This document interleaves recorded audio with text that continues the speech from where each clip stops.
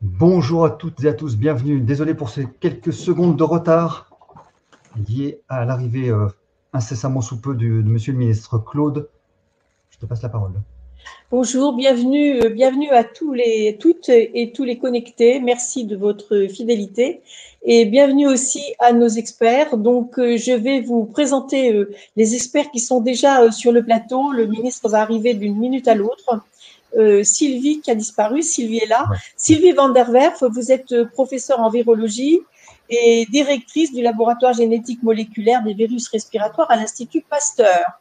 Donc, ce soir, vous serez sûrement très sollicité sur toutes les questions qui concernent les tests. Jean-Louis Cuc, qui est déjà présent ici, que beaucoup de nos abonnés connaissent. Jean-Louis est professeur en biologie. Il est créateur et pilote de mesvaccins.net.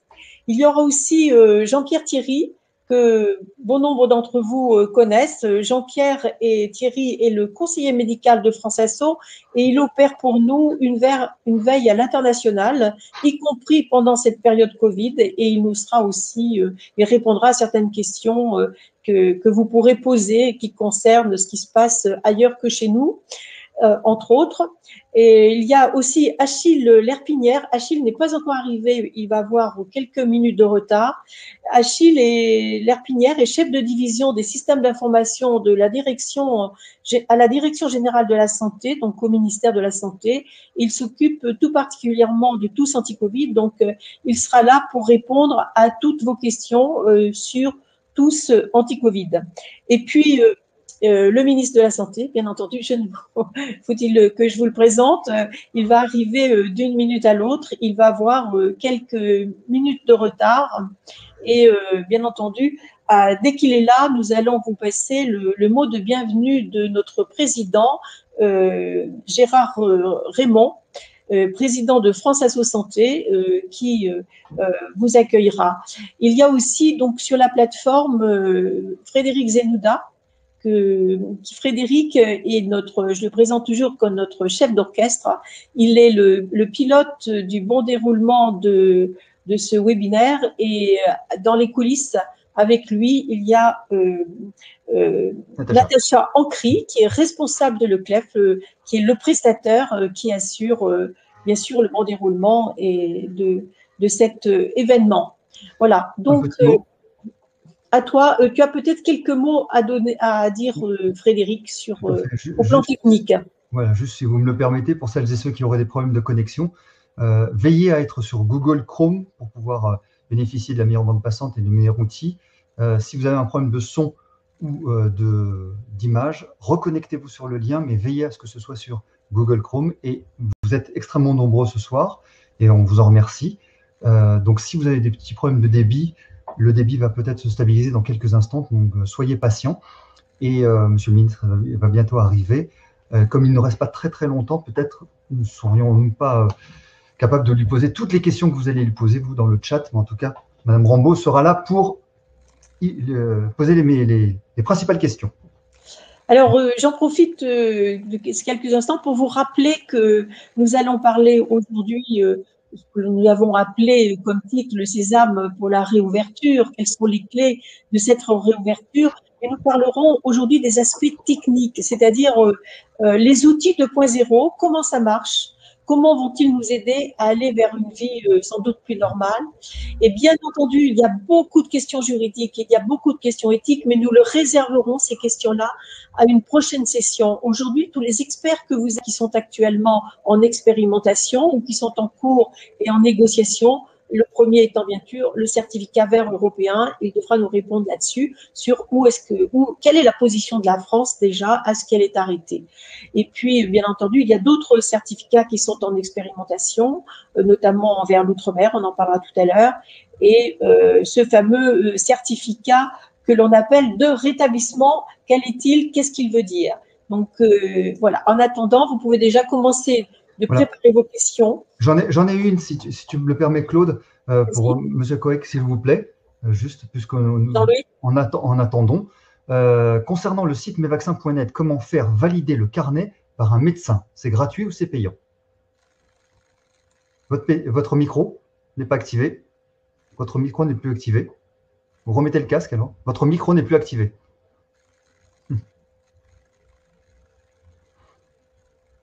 Non, on ne vous entend pas. Ça marchait bien tout à l'heure. Remettez peut-être le casque alors.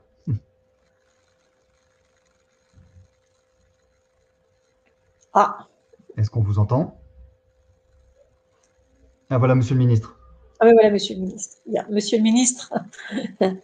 Bonjour à toutes et tous, comment ça va? Bonjour, monsieur le ministre. Nous sommes Bonjour, vraiment très, très heureux de vous accueillir sur cette plateforme et nous savons que vos minutes sont précieuses, donc nous allons aller très vite. Très vite, je vous présente les deux experts qui sont déjà présents. Vous connaissez sans doute Sylvie Van der Werf, qui est professeure de virologie à l'Institut Pasteur, qui, lorsque vous serez parti, répondra à toutes les questions sur les tests. Jean-Louis Cac, qui est le créateur et le pilote de mesvaccins.net. Et il nous manque quelqu'un que vous connaissez bien, qui est Achille Lerpinière, mais qui va arriver dans quelques instants. Donc, pour ne pas perdre de temps, tout de suite, je vais passer la parole à notre président, Gérard Raymond, qui n'est pas présent sur la plateforme, mais qui est tout de même présent avec nous, à nos côtés, et qui va prononcer le mot de bienvenue, bien entendu, que France Asso Santé vous transmet par son intermédiaire. Et monsieur le ministre, tout le monde vous remercie d'être là et vous salue bien. Et je Merci beaucoup. Voilà. Voilà. Voilà. J'ai été trop vite. La parole est à Gérard. Et merci de nous accorder un peu de votre temps pour échanger sur un sujet qui fait débat au sein de notre mouvement associatif, autant d'ailleurs que dans le reste de la société. Nous avons rapidement compris qu'il n'y avait pas beaucoup de solutions pour sortir de cette crise sanitaire, qu'il nous fallait nous protéger pour protéger les autres, grâce aux gestes barrières et aux masques, et qu'il nous fallait aussi une vaccination massive pour toute la population. Mais nous savons aussi que cela va prendre beaucoup de temps. Et nous sommes tous, monsieur le ministre, très impatients de pouvoir choquer nos chopes de bière au bistrot du coin et d'aller voir sur les stades un match de rugby, et vous savez. D'autres aussi souhaitent pouvoir voyager en dehors de nos frontières. Depuis plusieurs semaines, nous entendons parler du passeport, ou plutôt du certificat sanitaire européen, et que chaque pays restera libre de sa mise en place. Ce certificat nous permettra-t-il uniquement de franchir les frontières? Devra-t-il aussi être exigé pour aller au café, au stade, au concert? Que contiendra-t-il comme information? Quelle sera la sécurité de ces données? Et vous le savez, monsieur le ministre, nous sommes très vigilants sur ce sujet de la sécurité des données. N'est-ce pas là aussi une forme d'obligation vaccinale? Enfin, ce certificat avec la technologie 2.0 et le carnet vaccinal sur tous anti-Covid, s'inscrit-il dans les mesures d'urgence ou va-t-il s'imposer dans le droit commun? Certains craignent une restriction de nos libertés individuelles et collectives. Nous allons, avec nos experts, au cours de ce webinaire, débattre de l'ensemble de ces sujets-là. Cependant, monsieur le ministre, et je laisserai le soin à ma vice-présidente Claude Rambaud de vous poser des questions, mais nous souhaitons effectivement que vous nous apportiez un éclairage sur ce certificat sanitaire européen, voire français. Quelles seront ses applications, ses limites? Et encore, monsieur le ministre, merci de bien vouloir nous apporter des précisions et consacrer un peu de votre temps à France Asso Santé. Merci. Gérard, alors monsieur le ministre, tout de suite la première question, ce certificat vert européen qui relève de la responsabilité normalement des États membres de l'Union européenne, est-ce que la position de la France est avancée là-dessus? Est-ce qu'elle est arrêtée? Où en sommes-nous? Et surtout, la grande question qui se pose dans notre réseau, à quoi il sert? D'abord, bonjour Claude, bonjour à Gérard, vous le saluerez de ma part. Je suis très heureux de pouvoir répondre présent aujourd'hui pour France Asso Santé parce que vous êtes l'acteur incontournable de la démocratie sanitaire et sans démocratie sanitaire, il n'y a pas de bonne gestion de crise sanitaire et puis il n'y a pas de bon fonctionnement du système de santé. Donc c'est très naturel pour moi de venir à votre rencontre et en plus vous abordez un sujet qui est compliqué mais que je peux aborder avec un peu plus de précision que si vous m'aviez interrogé il y a une heure puisque le président de la République s'exprime dans le cadre d'une interview à la PQR et un certain nombre d'éléments y figurent. Vous le savez, le 17 mars dernier, la Commission européenne a fait la proposition d'un certificat vert numérique dont l'objectif est de permettre de manière sécurisée la circulation des personnes entre les pays de l'Union européenne. La France, dès le début, s'est inscrite dans cette démarche avec le lancement de ce qu'on appelle Tous Anti-Covid Carnet au mois d'avril, qui permet de stocker ces certificats de test et de vaccination pouvant être vérifiés au niveau national puis par les autres pays de l'Union européenne et à terme hors des frontières de l'Union européenne. La France a donc ainsi répondu à la proposition faite par la Commission européenne pour aider à une reprise plus large des déplacements entre les pays de l'Union en proposant 3 types de certificats. Le certificat de test négatif, le certificat de rétablissement de la Covid-19 et l'attestation de vaccination. L'objectif, c'est de rendre la vérification des certificats interopérables entre tous les pays européens d'ici au 17 juin, puis plus largement au niveau international grâce à des standards communs. Voilà où on en est aujourd'hui. Cette notion d'interopérabilité est absolument indispensable. Merci, merci beaucoup, Monsieur le Ministre. Donc, ça va concerner l'espace Schengen ou est-ce que le périmètre sera plus large ? Initialement l'espace Schengen de l'Union européenne et ensuite un périmètre plus large. Il faudra bien qu'il y ait une harmonisation internationale et donc nous travaillons au sein de l'Union européenne pour que les normes européennes puissent correspondre aux normes hors Union européenne pour plus tard. Alors, notre deuxième question, c'est qu'il y a un pass sanitaire actuellement qui est, enfin, on dit un pass, hein, je sais que ou un certificat expérimenté vers la Corse. Ce matin, le secrétaire d'État chargé du numérique a annoncé aussi qu'il y aurait une expérimentation vers les territoires ultramarins et dès la semaine prochaine, je crois, sur La Réunion. Est-ce que ce sera le même outil? Quel est cet outil?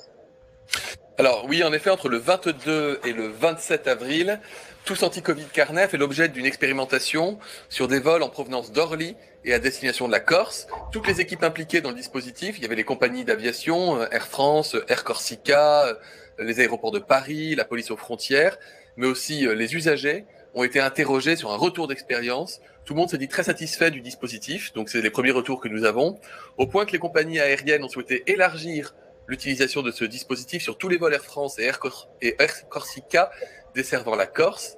Il est néanmoins toujours possible de présenter d'ailleurs son certificat de test en version papier. Et nous lançons des expérimentations sur des vols vers l'outre-mer, la Guyane, ensuite il y aura les Antilles et ensuite l'océan Indien. C'est dès la semaine prochaine pour pouvoir aussi l'élargir dans le domaine maritime. Donc on avance de ce point de vue-là. Est-ce que ce sera le modèle final retenu? C'est encore tôt pour le dire, mais vu les premiers retours qu'on a, on peut espérer qu'effectivement notre dispositif soit déjà prêt. Et quelle place va-t-il, enfin, donc combien de temps va durer l'expérimentation?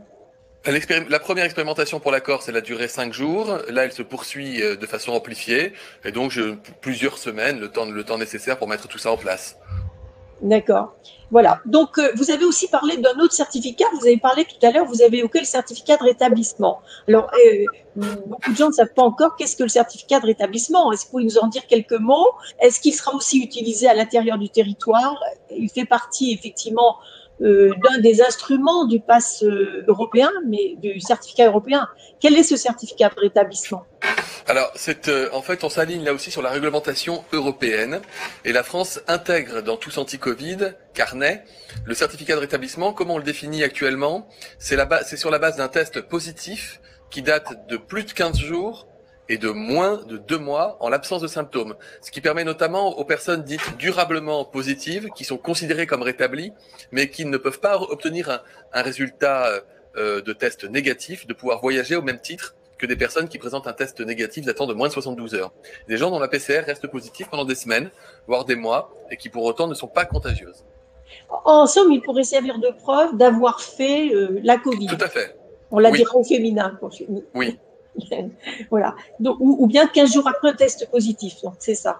D'accord. Tout à fait, entre 15 jours et 2 mois. Ouais. Et son utilisation, elle sera uniquement dans le cadre de ce certificat vert, où on va pouvoir l'utiliser dans d'autres formes. Elle aura une autre forme. En tout cas, si on a besoin d'utiliser des passes pour d'autres choses, pour d'autres secteurs, ça pourra servir évidemment au même titre qu'un certificat d'immunisation ou qu'un test négatif datant de moins de 72 heures. Alors, nous savons que les minutes sont comptées. Nous allons vous poser une dernière question, qui est une question qui nous tient à cœur, parce que nous savons qu'il va y avoir des annonces qui vont être faites par le président de la République, et vous venez juste de le confirmer. Alors, sans doute pour la réouverture progressive de la vie économique et sociale, quel message vous auriez à nous passer en prévision de ces annonces qui vont être faites? Vous dire d'abord que ma conviction profonde, c'est que un pass sanitaire pour voyager, je comprends que ce soit indispensable, puisque ça peut être exigé de la part d'autres pays qui ont peut-être d'autres mesures de protection que les nôtres. Qu'un pass sanitaire pour pouvoir fréquenter en toute sécurité des situations un peu exceptionnelles, telles que des grands salons, ou que des foires, ou des festivals, où vous pouvez avoir un brassage de milliers de personnes, c'est utile, parce que ça permet, d'être sûr qu'on ne va pas contaminer les autres, et puis ça permet aussi de profiter, je dirais, du moment en toute sécurité et de ne pas prendre le risque, entouré de milliers de personnes, de se voir soi-même contaminé par le virus. L'autre question qui a été posée, c'était faut-il un pass sanitaire pour des activités de la vie courante, telles qu'aller dans un restaurant ou aller dans un cinéma? Moi, j'ai toujours dit, et très tôt, que j'ai été défavorable, en tout cas pas pour l'imposer, dans la mesure où nous sommes un pays qui a soif d'égalité, et que je ne souhaite pas qu'on puisse traiter distinctement les citoyens selon qu'ils soient immunisés ou non, et puis ne serait-ce que parce qu'il y a, et je dis ça à France Asso Santé, des personnes dont l'état de santé ne les rend pas immunisables, et on ne va pas leur faire une double peine en les empêchant d'accéder à des lieux courants de la vie. Donc, s'il devait y avoir, il y aura probablement une forme de passe sanitaire sur le territoire national, ce sera très probablement et même assurément réservé à certains événements dits exceptionnels. Et le Parlement devra en débattre, évidemment. Donc, ce n'est pas pour demain. Je parle en temps réel. Ça pourrait apparaître, j'imagine, au mois de juin, quand nous aurions atteint un taux de couverture et surtout que les événements en question seraient à nouveau accessibles au public. Eh bien, écoutez, Monsieur le ministre, c'est formidable que vous ayez pris le temps de nous apporter toutes ces informations, parce que là, on les a en direct. Nous ne les avons pas par intermédiaire, et nous vous remercions infiniment de nous avoir consacré ces quelques minutes. Elles sont précieuses pour nous. C'était un plaisir, et on peut refaire ça quand vous voulez, Claude. Ah ben alors écoutez, on ne se le fera pas dire deux fois, nous allons l'utiliser avec parcimonie et comme une chose très précieuse. Merci. L'année prochaine, les 20 ans de la loi du 4 mars, et je suis un très très grand partisan de la démocratie sanitaire, voire de la santé globale, et je souhaite qu'on puisse faire évoluer les droits et les rôles de chacun des usagers comme acteurs du système de soins. C'est quelque chose que je dis depuis des années, et vous me connaissez, vous savez que je le pense sincèrement, donc on a beaucoup de choses à faire ensemble. Voilà. Ben voilà, à très bientôt. Sachez que c'était la 20e édition, nous aussi c'est un anniversaire aujourd'hui, c'est formidable. La 20e édition de nos webinaires. Eh bien nous nous retrouvons très rapidement, je crois, sur le Covid long, le 7 mai. Gros sujet aussi. Voilà. À bientôt. Gros sujet, oui. Merci beaucoup. À bientôt. Au revoir, Monsieur le ministre. Bien, alors nous allons accueillir Jean-Pierre Thierry maintenant, et puis j'espère que Achille, il est en train d'arriver. Ben c'est parfait. Voilà. Donc très vite, nous allons passer à toutes les questions du forum. Sur le plateau, vont compléter les questions abordées par le ministre. Bonjour. Alors, Jean-Pierre Thierry, donc je le présente pour ceux qui ne le connaissent pas. Jean-Pierre Thierry est conseiller médical de France Asso Santé. Il assure pour nous une veille internationale sur qu'est-ce qui se passe à l'étranger, sur tous les sujets qui concernent France Asso Santé. Et donc, Achille va arriver. En attendant, peut-être tu peux passer une question. Il n'arrive pas, Achille. Non, il peut pas venir. Donc, Jean-Pierre s'est connecté sur son lien, mais voilà, on va avancer. Donc, je reviens, si vous le permettez, sur la première question que je vous ai posée. Sur il y en a tellement que je ne me souviens plus. C'était Monsieur Coec sur Mesvaccins.net. La validation du carnet. Voilà, merci. Ah, vous c'est ça. Vous m'entendez maintenant? Oui, c'est bon. Oui, mais en fait, il suffit d'aller voir un médecin, un pharmacien, un autre professionnel de santé et lui demander de valider votre carnet. C'est effectivement gratuit pour tout citoyen. Et si vous ne trouvez pas, votre médecin ne le fait pas, vous pouvez aussi demander à l'équipe médicale de Mes Vaccins de le faire et on peut valider votre carnet. Merci beaucoup. Sylvie, est-ce que vous pouvez nous parler un petit peu des tests qui vont être nécessaires dans ce système de passe sanitaire? Est-ce que vous pouvez faire un petit peu la différence entre les tests antigéniques, les tests salivaires, qu'est-ce que c'est? Parce qu'on voit que dans les écoles, on va utiliser aussi d'autres tests. Est-ce que vous pouvez nous faire un petit peu le tri et éclairer tous ces différents tests qui nous arrivent là Alors, je pense que je comprends que effectivement la multiplicité des tests rend les choses un peu difficiles à comprendre. En fait, il y a deux grandes catégories de tests. Il y a les tests qui vont détecter la présence du virus. On va rechercher des éléments du virus et les tests les plus précis, les plus sensibles et les plus performants qu'on utilise depuis le tout début de cette pandémie sont les tests dits de RT-PCR qui vont permettre de détecter en fait le matériel génétique, la présence du matériel génétique du virus. Pour détecter le virus, on peut aussi détecter d'autres éléments, notamment les protéines, et là on a affaire aux tests dits antigéniques, qui sont des tests un peu moins sensibles que les tests RT-PCR et qui vont néanmoins permettre de détecter la présence d'une quantité de virus qui, grosso modo, correspond à du virus infectieux. Après, ces tests peuvent être appliqués sur différents types de prélèvements. Donc, toujours ces tests pour détecter le virus. Donc, on peut les appliquer sur des prélèvements nasopharyngés. Et ça, c'est le test de référence, le test diagnostique de référence qui sera le plus sensible. Alors, comme chacun sait, les tests prélèvements nasopharyngés, c'est pas forcément très agréable.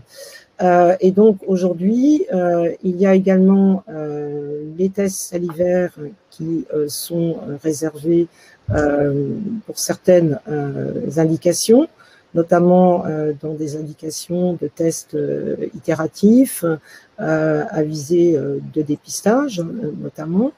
De façon plus récente, on a les autotests ou les tests de détection rapide ou d'orientation qui vont être réalisés sur les prélèvements nasaux.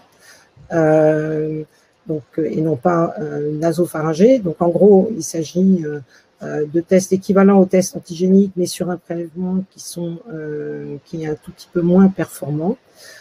Et puis, donc ça, c'était la catégorie des tests qui permettent de détecter la présence du virus. Et ensuite, on a des tests qui vont rechercher les anticorps. Donc, ce sont les tests sérologiques. Là, il en existe également toute une série. Les tests automatisables, les tests qui sont réservés à l'utilisation en laboratoire.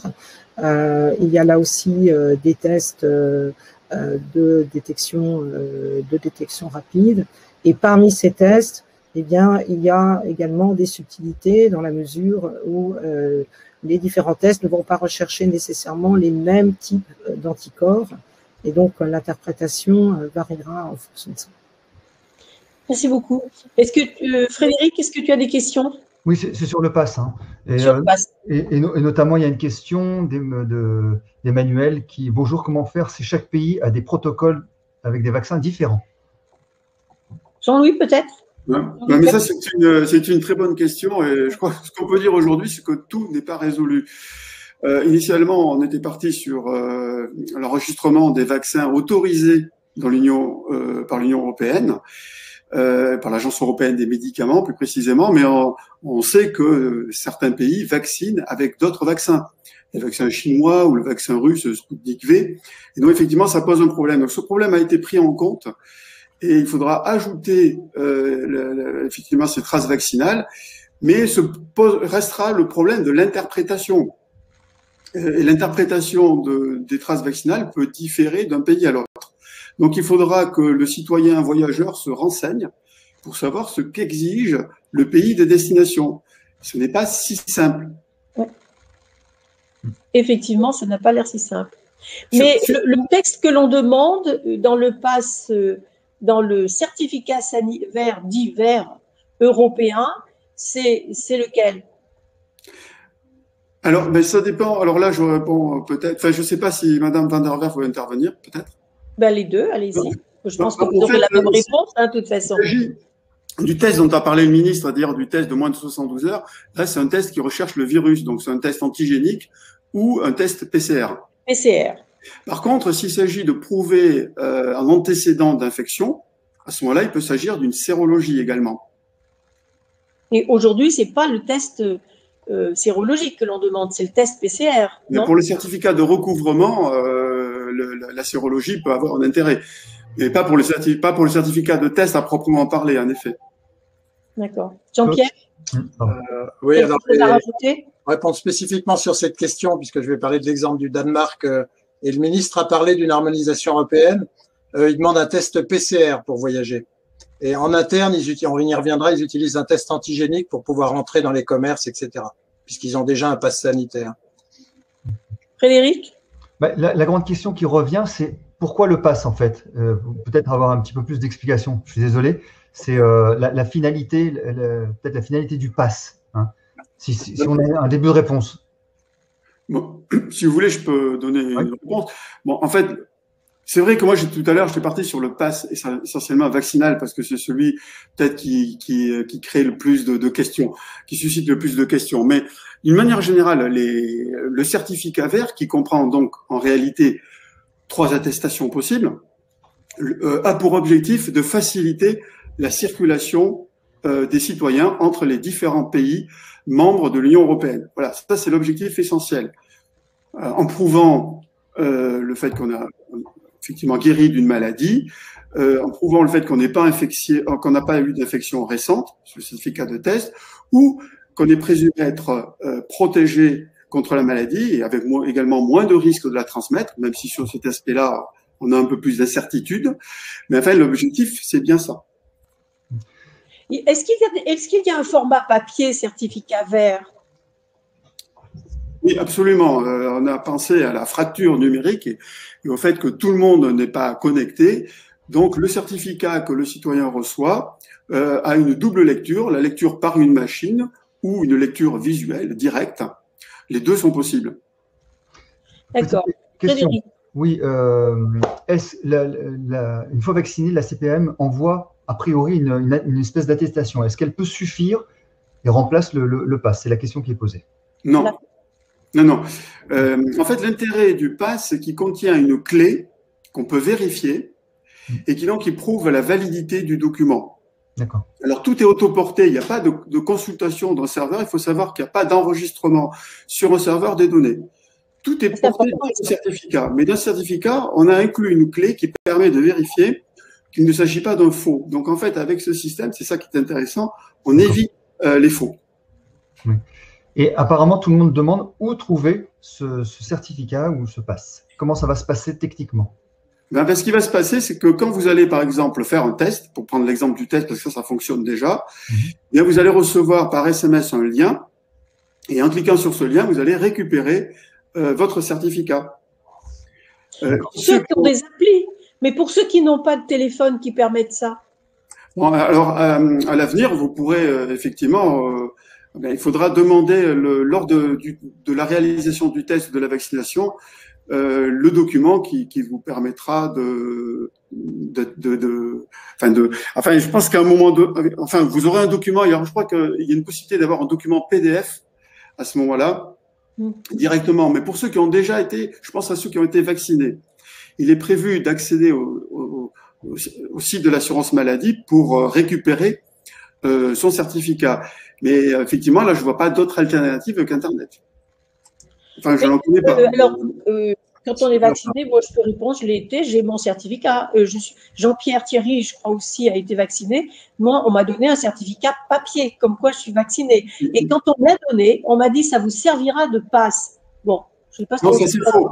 Si je peux, dans le système danois, si les gens n'ont pas Internet, etc., dans le centre de vaccination, ils peuvent opter pour un emploi par courrier à domicile du certificat. Non, mais en France, nous sommes en France. Voilà. En France, normalement, il est donné sur place dans le centre de vaccination. Et pour les tests, Sylvie, on donne aussi un papier? Alors, pour les tests, comme les tests PCR, par exemple, Oui. les tests antigéniques, autant que je sache, il y a toujours un retour à la personne chez laquelle on fait le test. Donc, il y a un document papier, normalement, qui est envoyé, comme pour tout examen médical. Hein. Si vous allez si on vous a prescrit une analyse de sang, vous recevez un document papier avec les résultats. Donc ça servira effectivement dans l'implémentation dans le système, j'imagine. Peut-être un petit peu plus technique, mais Pauline, qui vous pose la question. Pardon? Je voudrais quand même, je crois que pour qu'il n'y ait pas de confusion dans l'auditoire, il ne faut pas confondre un résultat d'examen biologique ou un certificat de vaccination remis lors de la vaccination avec le pass. Ce sont des documents différents. Le pass, il obéit à des contraintes, notamment antifraude, très strictes, et donc vous ne pouvez pas vous utiliser votre attestation de vaccination ou votre résultat d'examen biologique comme pass sanitaire. C'est différent. Jean-Louis, tu as parlé de code. En fait, il faut parler du QR code à ce stade. Oui. Alors, en fait, effectivement, comme je disais, le certificat pour être lu visuellement, mais aussi interprété par une machine, on peut imaginer le douanier qui lit le code et qui, effectivement, voit l'affichage d'un feu vert disant que la personne est bien, son statut est conforme aux exigences du pays d'accueil. Enfin, le code, c'est un code à barre et il va scanner avec un scanner de code à barre. Oui, voilà, ou avec un smartphone. Hein, avec un smartphone, bien sûr. Simplement permet effectivement de lire le QR code et de l'interpréter, de vérifier que la clé qui est contenue dans le QR code est bien celle attendue, voilà, correspond à la clé du pays, autorité capable d'émettre la certification. Voilà. Et juste, si je peux me permettre, il demande aussi une pièce d'identité pour vérifier que le QR code le nom est le même que dans le QR code. Oui. Oui. L'identité est contenue dans le QR code et en effet, sinon ça ne fonctionnerait pas. Il faut bien vérifier que cette identité est celle de la personne qu'on a en face. Donc il y a le passeport d'un côté, le QR code de l'autre, et c'est la confrontation des deux qui permet de dire oui, c'est bon. Pour éviter les fraudes. Voilà. Frédéric, une autre question? Une question de Pauline. Comment faire pour ceux qui n'ont pas eu d'anticorps suite à l'infection Covid? Les sérologies sont négatives, mais le patient a bien été malade. On ne vous entend plus aujourd'hui. Alors, Sylvie. Oui, je peux. Donc là, effectivement, il y a certaines personnes qui développent pas ou peu d'anticorps, mais qui néanmoins ont fait une infection avérée qui est attestée par un test RT-PCR ou un test antigénique. Et donc, ce test RT-PCR ou ce test antigénique atteste du fait que la personne a été infectée, indépendamment du niveau d'anticorps qu'il aura pu développer. Et par conséquent, c'est vraiment le test de détection du virus et non pas la sérologie qui va attester de la réalité de l'infection. Et ça, c'est très important à prendre en compte. Oui. Lorsqu'on a été contaminé par le virus et si la sérologie montre des anticorps, est-ce que cela peut être sur le pass? Alors, pour autant que je sache, non, et parce que justement les anticorps, la réponse peut être extrêmement variable, les niveaux peuvent être variables, chacun répond individuellement différemment, et des niveaux d'anticorps aujourd'hui, on n'a aucun élément de corrélation avec une protection. Donc c'est pour ça que les choses sont basées sur, d'une part, la réalité d'une infection attestée par un test RT-PCR ou un test antigénique positif, ou la réalité d'une vaccination attestée par une attestation de vaccination. On voit que c'est compliqué tout ça. J'ai vu une question sur l'étranger, par exemple. Jean-Pierre, qui est notre référent qui exerce pour nous une veille internationale, est-ce qu'il y a déjà un pays qui applique une forme de passe sanitaire à l'intérieur du pays? Oui, il y en a. Il y a Israël. On parle beaucoup là de transfrontières. Voilà. Je vais surtout parler du Danemark et je vais vous dire pourquoi. Alors, il y en a d'autres. Il y a la Suède qui regarde, l'Autriche regarde, peut-être nous, la France, on regarde, peut-être dans l'avenir. L'intérêt du Danemark, c'est qu'ils ont commencé à le déployer début avril. Alors, les similitudes avec le Danemark, c'est que les Danois ont un identifiant national comme nous et aussi bien les données de vaccination et tests sont sur un serveur national comme nous. Identifiant national, explique ce que c'est. C'est le numéro de sécurité sociale ou l'équivalent, le numéro d'identifiant qu'on a tous. Donc, on peut aller chercher sur un serveur informatique un certificat qui va dire j'ai été vacciné ou j'ai eu un test négatif il y a pas longtemps ou encore j'ai été positif avec un test PCR, donc j'ai fait le Covid et j'ai récupéré. Donc, les Danois ont mis ça en place début avril et ça accompagne toute leur stratégie de déconfinement qui se terminera mai. Disons qu'ils ont un mois d'avance par rapport à nous. Alors, il y a quand même une petite différence pour vous dire, ils ont eu que 2 morts hier et il y a 173 patients hospitalisés seulement pour 6 millions d'habitants. Donc, c'est un pays qui a très bien contrôlé l'épidémie. Néanmoins, ils sont pas plus vaccinés que nous et ils ont généralisé ce qu'ils appellent le Corona Pass pour rentrer dans les commerces, dans les restaurants, dans les cafés, bientôt dans les cinémas, les coiffeurs, les salons de beauté, les auto-écoles, les zoos, qu'est-ce que j'oublie, les musées, les galeries d'art, les bibliothèques, les salles de foot avec maximum 500 personnes, progressivement. Donc ça veut dire que si je me branche sur le serveur pour avoir une application qui s'appelle Ma Santé, qui ressemblera à l'espace numérique de santé chez nous, je peux avoir le certificat de vaccination et il est valable 14 jours après la 2e dose. Donc là, je peux le télécharger. Si j'ai dit dans le centre de vaccination que j'ai pas Internet, il sera envoyé par la poste et on verra bien le code à barre, le QR code dont Jean-Louis a parlé. Je peux aussi télécharger un test négatif s'il a moins de 3 jours. D'accord? Et là, je vais pouvoir l'utiliser aussi sur mon pass avec mon téléphone. Par contre, si je voyage en dehors du Danemark, ce que disent les Danois, faites un PCR parce que la plupart des pays demanderont un PCR. Et puis, je peux avoir aussi, pour montrer que j'ai eu le Covid, je peux avoir un test positif PCR que je vais télécharger 14 jours après sa positivité. C'est-à-dire, il faut que c'est au moins 2 semaines minimum. C'est-à-dire que j'ai bien récupéré et il est valable 180 jours. En fin de compte, à partir de la date de réalisation du test. Et vous savez que ce sera plutôt 2 mois, à mon avis, etc. Alors, donc pour rentrer dans des tas de commerce, ils utilisent ça, ils montrent la pièce d'identité. Les commerçants râlent un peu, mais il y en a certains, ils disent ça prend que 10 secondes. Je suis content de récupérer une activité économique. Donc ça a été soutenu par l'ensemble des partis politiques sous la pression, évidemment, des milieux économiques.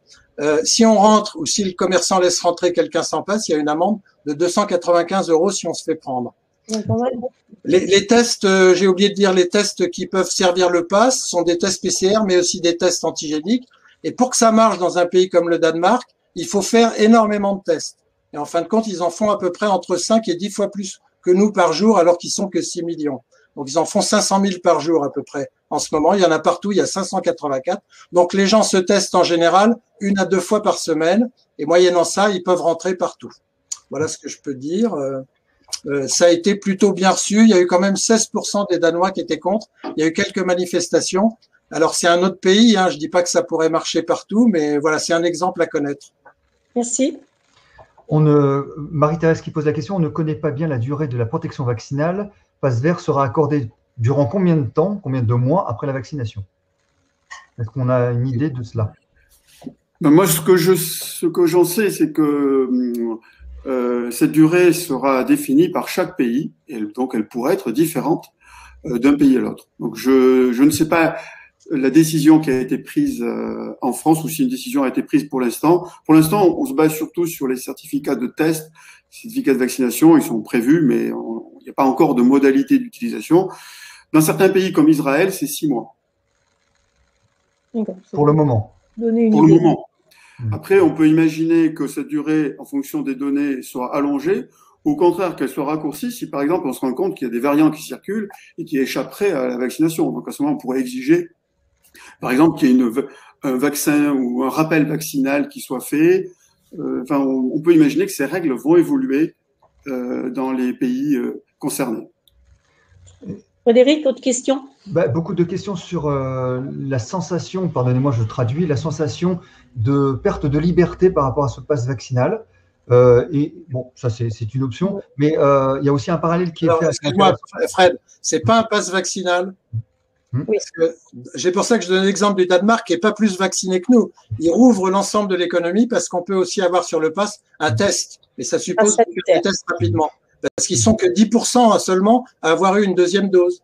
D'accord. C'est un pass sanitaire. Il nous a dit clairement tout à l'heure qu'il n'était pas question de l'utiliser pour aller au restaurant, chez le coiffeur, mais uniquement peut-être pour de grands événements comme des festivals. Oui, il a dit qu'il n'y était pas favorable. Si tu permets, Jean-Louis, parce que pour revenir à la question qui a été posée avec l'exemple danois, les passes, ça sert à contrôler l'épidémie dans le système danois, et on peut quand même remarquer que si on n'a pas l'immunité collective et si on applique le pass avec énormément de tests, on arrive à contrôler l'épidémie, ce qu'ils ont réussi à faire. Oui. Sylvie, vous avez peut-être quelque chose à rajouter par rapport au test et au système danois? Non. Non, pas spécialement par rapport au système danois. Je pense que ça a été très bien décrit. Il est clair qu'il y a de nombreuses études qui indiquent l'intérêt de tester beaucoup de façon itérative pour effectivement dépister les personnes qui sont positives et donc susceptibles de transmettre. Et on voit bien que à partir du moment où on détecte les personnes et que ces personnes vont donc pouvoir s'isoler, qu'on va pouvoir rechercher des contacts, tout ça permet bien de limiter la transmission, et c'est limiter la transmission est absolument essentiel pour limiter la circulation du virus et donc contrôler l'épidémie. Alors, sur les tests, sans doute que lorsque les tests salivaires seront plus généralisés, sans doute plus fiables, je ne sais pas si où est-ce qu'on en est là-dessus, sur la reconnaissance de ces tests salivaires, ça sera sans doute beaucoup plus pratique à faire, beaucoup plus facile. Il n'y aura pas cette appréhension des tests nasaux et nasopharyngés, sûrement. Mais on parle aussi, j'ai vu une question de Nicole tout à l'heure, sur Covid-R, les tests de dépistage par le souffle. Est-ce que je sais que c'est une recherche qui est faite actuellement par le CNRS à Lyon. Est-ce qu'on a avancé là-dessus? Alors, en effet, des recherches sont en cours. Je pense qu'aujourd'hui, on n'a pas encore des données suffisantes pour envisager d'utiliser cette technologie à court terme. Mais c'est certainement une piste qui mérite d'explorer et d'être explorée. Et comme vous l'avez dit, il y a des études qui sont en cours justement pour évaluer la sensibilité de ce type d'approche par rapport aux tests qui sont utilisés aujourd'hui, comme les tests antigéniques, comme les tests RT-PCR. Mais c'est vraiment trop tôt pour pouvoir se prononcer sur la possibilité d'utiliser ce type de test dans un avenir plus ou moins proche. Et ça demande aussi, je crois, une machinerie, si j'ose dire, assez importante. Ça se veut un peu comme l'éthylotest, mais ah oui, pardon, Frédéric, nous avons un petit. Non, je montre la machine. Voilà, il faut souffler dedans, c'est ça? Ouais. Tu peux peut-être passer quelques secondes de ce film, si vous voulez. Un éthylotest géant pour dépister le Covid-19. Depuis plusieurs mois à Lyon, en France, des chercheurs expérimentent ce dispositif qui pourrait à terme compléter les tests existants. Par rapport au test PCR nasopharyngé, celui-ci présente plusieurs avantages. Il est à la fois non invasif et permet d'avoir des résultats en quelques secondes. Comme un test d'alcoolémie, il suffit de souffler dans ce grand tube. Alors, donc il va falloir. Voilà. Okay. Oui. Quelques secondes. On voit bien que tant qu'ils sont dans ce format-là, ça peut être dans les aéroports ou pour rentrer dans certains lieux, mais ça ne peut pas se pratiquer tout à fait comme l'éthylotest qu'on peut avoir dans sa voiture. Non, pas encore aujourd'hui, mais c'est peut-être l'avenir. Mais c'est vrai que par le souffle, c'est un peu comme avec la salive, c'est moins traumatisant, en tout cas dans ce que l'on vit quand on fait le test. Alors, pour notre réseau, moi, je profitais pour passer quand même, et puis Sylvie complétera, je pense. Tu as parlé des tests antigéniques ou salivaires, enfin surtout les tests antigéniques, hein, puisqu'on a vu qu'ils étaient acceptés pour le pass danois. Ils valent que s'ils sont répétés, en fin de compte. D'accord? C'est-à-dire, si je fais un test antigénique en disant je vais aller quelque part et qu'il est négatif, je peux tirer aucune conclusion. Ou l'autotest. Donc, les Danois, quand ils le lient au pass, ça veut dire qu'il faut le faire au moins 1 fois ou 2 fois par semaine sur toute la population. C'est ce qu'on devrait faire aussi, par exemple, à l'école en France. D'accord. Ce qu'on peut peut-être préciser, hein, c'est que les tests antigéniques ils peuvent être pratiqués donc que sur des prélèvements nasopharyngés ou maintenant, ça a été autorisé récemment sur les prélèvements nasaux, ce sont les autotests. Effectivement, ça me permet de détecter une charge virale, enfin le virus, quand il y a une charge virale, une quantité de virus suffisante. Et en fait, on sait qu'il y a une période autour, enfin avant et enfin quelques jours avant, enfin 2 jours avant, et puis en gros 2-3 jours après, le pic des symptômes pour les personnes qui sont symptomatiques, ou l'équivalent, mais qu'on ne sait pas dater pour les personnes asymptomatiques. Et bien évidemment, il y a donc avant cette fenêtre de 5 jours et après cette fenêtre de 5 jours, des moments où la quantité de virus va être trop faible et rendra un test antigénique négatif. Donc effectivement, l'idéal, c'est de pouvoir faire, quand on fait des tests itératifs, que ça soit au minimum 2 fois par semaine, parce que sinon on peut passer à côté. Beaucoup de questions. Vas-y. Je peux me permettre, oui, pardonnez-moi. Beaucoup de questions sur les personnes qui, ça a été évoqué évidemment, sur les personnes qui ont des contre-indications ou des impossibilités de se faire vacciner. Comment vont-elles faire? Ben, je pense que c'est une très bonne question, mais en fait, Jean-Pierre y a répondu en partie tout à l'heure, c'est-à-dire que la vaccination ne sera pas la seule possibilité. Il y aura toujours une alternative qui consistera à réaliser des tests. Puisque là, on parle de contre-indication pour la vaccination, bien entendu. Oui. C'est vrai qu'on peut s'interroger sur ce sujet. Par exemple, pour la vaccination contre la fièvre jaune, on peut délivrer des certificats de contre-indication. Mais à ma connaissance, ce n'est pas prévu pour la vaccination contre la Covid. J'ai vu une question de Chantal. Le certificat vert peut-il avoir un intérêt médical? Ben, alors ça, moi, je trouve ça très intéressant parce que c'est vrai que jusqu'à présent, on le présente comme un outil administratif qui permet de passer la frontière. Mais c'est aussi une opportunité parce que la mise en place de ce certificat par les États membres de l'Union européenne a abouti à la création d'un standard interopérable, reconnu par chaque État membre. Et ça, c'est intéressant parce qu'on pourrait utiliser ce standard qui va exister de facto pour eh bien pouvoir communiquer des informations vaccinales, notamment, ou de tests, à des professionnels de santé. Ce n'est pas l'usage initial, mais moi, j'y vois un intérêt pour effectivement faciliter l'échange de données sous le contrôle de chaque citoyen aux professionnels de santé qui en a besoin pour la prise en charge d'une personne. Donc là, on ne parle plus de certificat administratif, mais de moyens de transmettre une information fiable à son médecin ou à un autre professionnel de santé. Frédéric ? Quel est le test disponible pour un adulte ne pouvant subir un test PCR du fait d'une déviation de la cloison nasale? Un test très douloureux. Sylvie, c'est pour vous ça? Oui, oui. Donc, il est prévu effectivement que, par exemple, les tests salivaires puissent être réalisés chez les personnes pour lesquelles la réalisation d'un test nasopharyngé n'est pas possible ou difficile. Donc ça, c'est tout à fait prévu et donc une RT-PCR sur un test salivaire peut, dans ces circonstances-là, y compris pour le diagnostic, remplacer le test sur prélèvement nasopharyngé. Mais le test salivaire n'est pas encore en autotest. Non. Non, tout à fait. Aujourd'hui, peuvent être utilisés donc les tests salivaires uniquement pour la recherche du matériel génétique du virus, donc les tests RT-PCR, voilà, les tests génétiques. Ouais. Et par exemple, une personne pas les tests qui veut aller qui veut aller voir ses grands-parents ou quelqu'un de sa famille et qui veut se faire tester avant, elle va prendre quel test? Alors, ça peut être un autotest, donc les tests qui viennent d'être rendus disponibles, qui sont donc ces tests…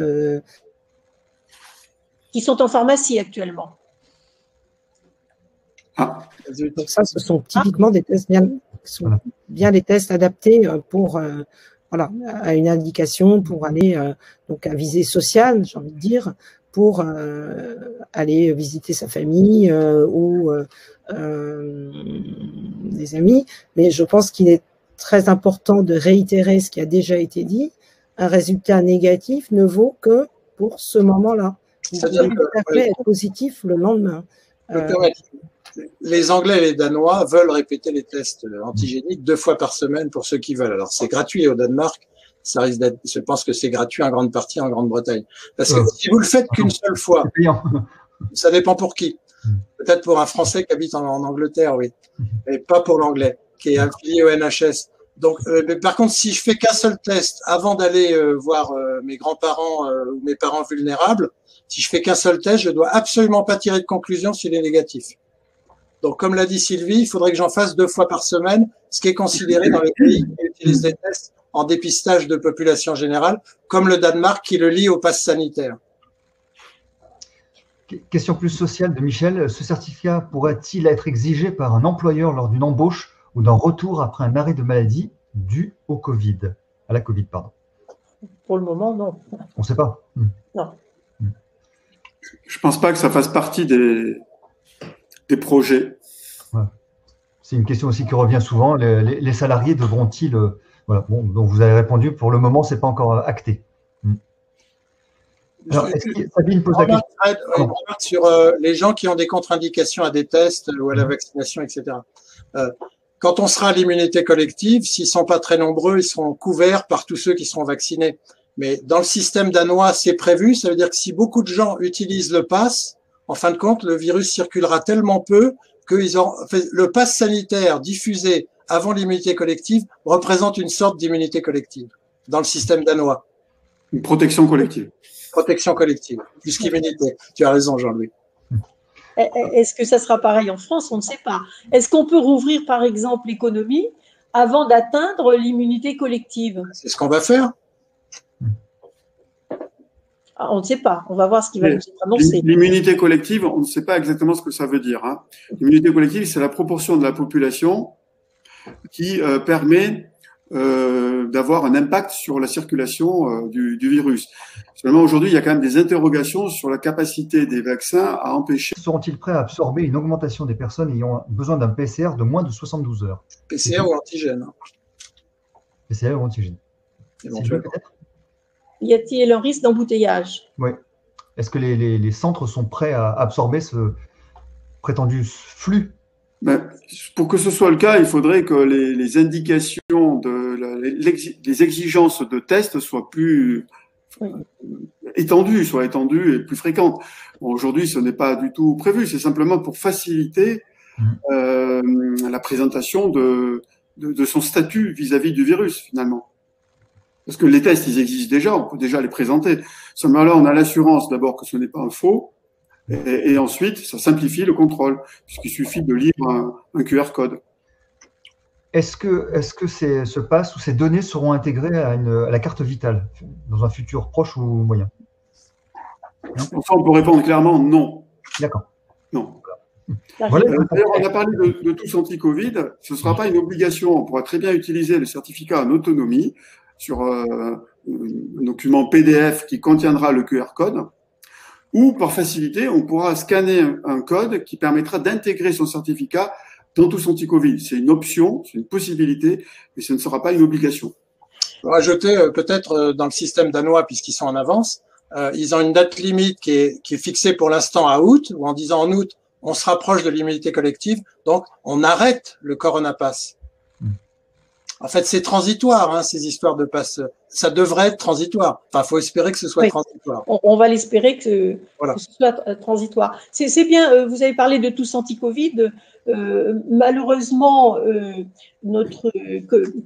Achille n'a pas pu venir, mais est-ce qu'on peut expliquer un peu comment tous anti-Covid pourrait être impacté dans cette affaire de certificat sanitaire? Non, personne. Impacté de quelle manière? C'est-à-dire que, disons que c'est une opportunité de faciliter la présentation du certificat, puisque le tous anti-Covid est déjà en place. Et donc, il suffira, entre guillemets, de scanner un code pour intégrer son certificat dans tous anti-Covid. Donc, c'est une facilité. Comme je le disais tout à l'heure, c'est pas une obligation, donc ça va pas vraiment avoir d'impact. Bon, je sais pas si ça aura un impact en termes de perception de l'application. Ça, non, enfin, en pratique, je vais me faire vacciner ou je vais me faire tester. Je reçois un SMS, je clique dessus à partir de mon application et je reçois le code à barre, le QR code qui est intégré dans mon application que je vais montrer si je veux voyager. Il n'y a pas de données personnelles, je crois, dans tous anti-Covid. Vous pouvez confirmer? Ben là, elles seront cachées dans le QR code. Elles seront interprétées que par les gens qui savent lire le code à barre. Non, en fait, les informations sont lisibles. Hein, on transmet les informations dans le QR code, mais d'abord, on peut lire ce QR code et voir les informations qui sont dedans. Je veux dire, n'importe qui peut le faire. Mais en plus, elles seront affichées en clair. Elles seront affichées en clair, donc il y a toutes les informations, premièrement, concernant l'identité de la personne, deuxièmement, concernant soit le test et son résultat, soit la vaccination réalisée. Mais il faut savoir d'ailleurs que pour la vaccination, il y a un QR code par acte vaccinal. Pour un acte vaccinal, il y a un QR code. C'est pas pour l'ensemble des actes vaccinaux. Oui, c'est comme le certificat qu'on fait avec aujourd'hui. Il y a le nom, il y a l'adresse, etc. Il y a ce type d'information. Voilà. L'information qui ne sera pas présente, c'est le numéro d'assurance maladie. Pour des raisons de confidentialité. Oui. Peut-être les deux dernières questions. Un souci vraiment sur les éventuelles maladies qui se présentent en contre-indication. Qui décide des contre-indications éventuelles de la vaccination? C'est pas exactement le sujet. Ça, c'est une question sur la vaccination. Oui, mais il faut aller sur les vaccins Paulette. Faut aller sur le vaccin Paulette. Ça, c'est facile. Enfin, je dirais la réponse pour moi, est simple, mais c'est le médecin. C'est le médecin. Voilà. La question est posée, la réponse est donnée. Voilà. C'est le médecin qui décide de l'existence ou non d'une contre-indication. Ces contre-indications sont connues. Et donc, il s'agit de mettre en œuvre ces recommandations. Voilà. Peut-être la dernière question, c'est quel est l'éventuel rétro-planning de cette mise en place de ces passes? Est-ce que Macron, pour voyager? Si vous voulez, le QR code pour voyager, il a été mis en place sous la pression notamment des pays du sud de l'Europe parce que ça va leur sauver et pour nous aussi, enfin pour tous ceux qui vont en voyager, c'est la saison touristique. Donc normalement, ça arrive en juin pour voyager. Et puis après, chaque pays décidera ou non de l'appliquer en interne. On a vu que ça risque d'être limité en France à des grandes manifestations. D'autres pays vont généraliser. Mais s'ils le généralisent, ça veut dire qu'ils généralisent aussi la production de tests, notamment antigéniques, proposés 2 fois par semaine à leur population. Merci. Excuse-moi, dernière avant-dernière, antépénultième, dernière question. Sylvie, peut-être une question pour vous. Est-ce que tous les variants sont détectés ou détectables avec tous les tests?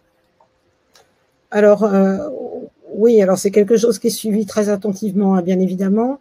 Les tests de RT-PCR qui sont utilisés en France, on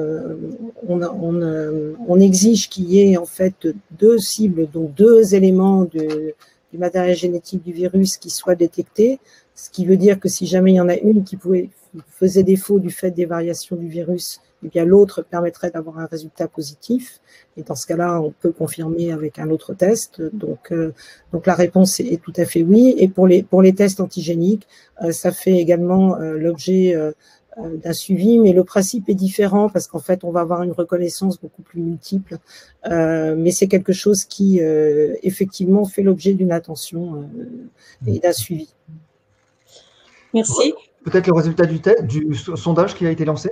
Oui. En quelques secondes. Donc, la question était concernant le projet de Digital Green Certificate européenne, certificat vert, êtes-vous pour si cela est temporaire, contre ou ne se prononce pas, pour 41%, pour si c'est temporaire, 32%, 9% sont contre, de notre panel évidemment, et 16% ne se prononcent pas. Merci. Merci beaucoup d'avoir répondu au test. Nous allons nous quitter, mais auparavant, chacun de vous, vous êtes expert dans vos domaines. Est-ce que vous avez un message à passer sur notre réseau, Sylvie, par rapport au test? Qu'est-ce qu'on peut dire d'assez simple, mais en même temps qui peut être utile pour tout le monde en matière de test? Eh bien, comme je l'ai déjà indiqué, se faire tester au moindre doute est extrêmement important, mais ça suffit pas. Il faut également, si jamais on est positif, faire ce qui est recommandé et s'isoler. Et puis, voilà, les gestes barrières sont toujours et plus que jamais de mise à l'heure actuelle si on veut que la baisse de la circulation du virus se poursuive. Oui, on a vu qu'il y a certains pays qui tombent le masque, mais à l'extérieur. Jean-Pierre, un message, Jean-Pierre Thierry. Certains pays tombent le masque à l'extérieur et uniquement quand il n'y a pas foule. Non, bah je surenchéris, si je puis dire. Non, enfin, je surploie, je sais plus comment on dit, ce qu'a dit Sylvie. Dans la période qui s'ouvre, ce qui va être vraiment déterminant, c'est qu'on maintienne les gestes barrières et qu'on se relâche pas trop, parce que sinon, j'ai peur qu'il y ait un rebond plus rapide qu'on le pense. Jean-Louis, le mot de la fin? Oui, mais moi je pense que pour parler de la vaccination, il faut bien conserver ces traces vaccinales. Parce que une vaccination, ça entraîne une réponse immunitaire qui compte pour très longtemps. Et donc, cette trace, il faut la conserver parce que cette information sera utile pour la conduite à tenir ultérieure. Trace vaccinale, tu veux dire le papier qui atteste que tu as été vacciné? C'est ça. Le carnet électronique, le garder précieusement. Le garder précieusement. Bon, merci beaucoup. Merci à tous nos experts. Merci à tous les connectés. Merci à l'équipe de Leclef qui nous a encore accompagnés dans ce webinaire. Et le prochain sera, on va attendre un petit peu d'en savoir un peu plus sur, en France, comment ça va se passer sur ces certificats sanitaires. Et on vous promet qu'on en fera un sur les aspects éthiques, sociologiques et juridiques. Bien entendu, on sent bien que les questions de liberté sont des questions sensibles et les questions aussi de protection des données personnelles, de vie privée. Et en même temps, pouvoir circuler, c'est un équilibre qu'il nous faudra trouver et on en discutera. Merci beaucoup, merci à tous. Le replay, au revoir Sylvie, au revoir Sylvie Van der Werf, au revoir Jean-Pierre Thierry et au revoir Jean-Louis Coq et Frédéric Godard, notre chef d'orchestre. Juste un mot pour dire que le replay sera accessible évidemment